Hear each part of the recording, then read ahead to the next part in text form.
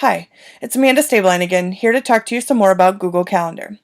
Today I'd like to show you some interesting tips and tricks for students and teachers, starting with sharing a Google Calendar to create a homework calendar, then embedding that calendar into a Google site and sharing it, and then browsing and adding some interesting calendars. I'm going to assume that you already know how to access your calendar, create a new calendar, and create an event. So I'm going to go through those quite quickly. To access your calendar, click on the Apps icon and go into the Calendar app. Once the calendar has loaded, on the left-hand side, next to My Calendars, you're going to click on the down menu to create a new calendar. I'm going to call this 6th grade homework, and the description is very basic. This calendar is where all 6th grade teachers will log 6th grade homework.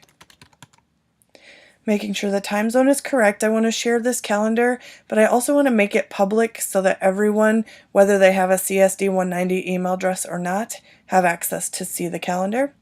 And then down at the bottom, I also want to make sure for the person that each of the 6th grade teachers is added to this list so that they get a notice that the calendar has been saved to them. And I will also make them with the permissions that they can make changes to events separately. Once I've finished that, I'll go ahead and create the calendar. I'm going to take her off so that she doesn't see that notice, since I'm just doing this as an example.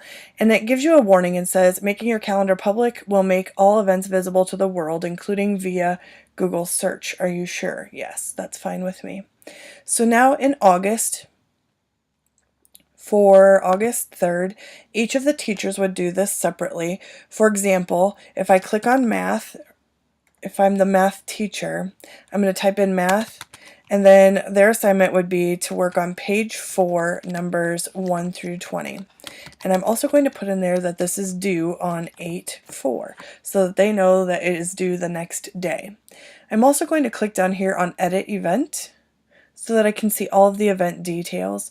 And in the description, this is where I could put in a description of the assignment, any notes that we maybe have talked about during class.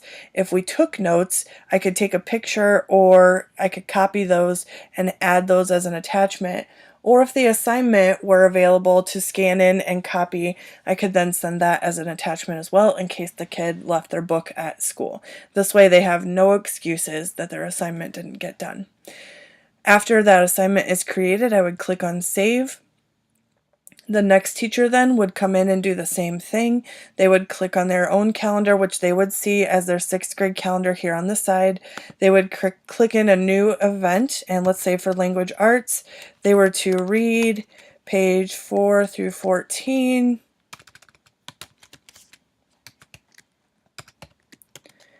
And then answer questions number 1 through 4. Again, I'll click on Add Event or Edit Event. And in the description, I would give a better description of what the assignment would include or not. Add an attachment if the pages were available to scan in, and then I would save that assignment. So when the student sees this calendar, they would see all of these assignments listed. And I could also then click on this calendar. I can share this calendar, and in the top left corner, click on Calendar Details. I could embed this calendar into a website. I could copy this link and share it with parents and or students. Or if I have a Google site already created, like this one I do here, I would click on the Edit page. And let's say I just wanted to put the calendar here at the top of the 6th grade page. I would click on Insert, and then under Google I could put Calendar. It will load a list of all of my calendars that I have created, and I'll click on the 6th grade homework calendar and select.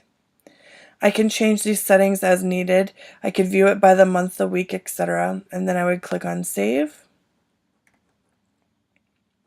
And then I'll go ahead and save those changes. So now, once they access my website, they'll also be able to see this 6th grade homework calendar on their own as well. And then if I skip to August, which is where those assignments were, you'll see that the assignments are listed here.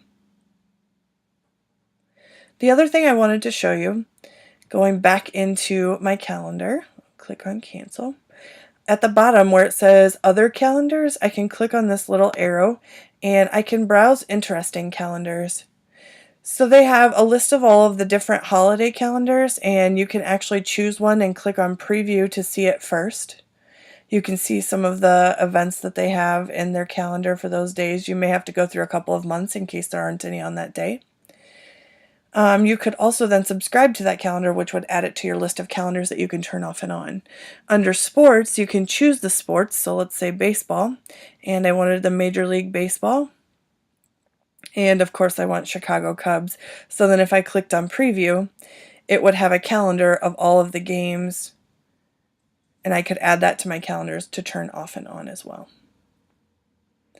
Some others, when you click on more that you have to choose from, the day of the year will show on each day, Hebrew calendar, phases of the moon, star dates, and week numbers. Some calendars that are just for fun.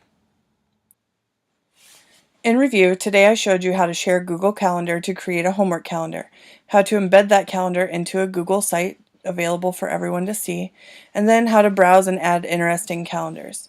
Next time, we'll talk about Google Docs and Drive. Until then.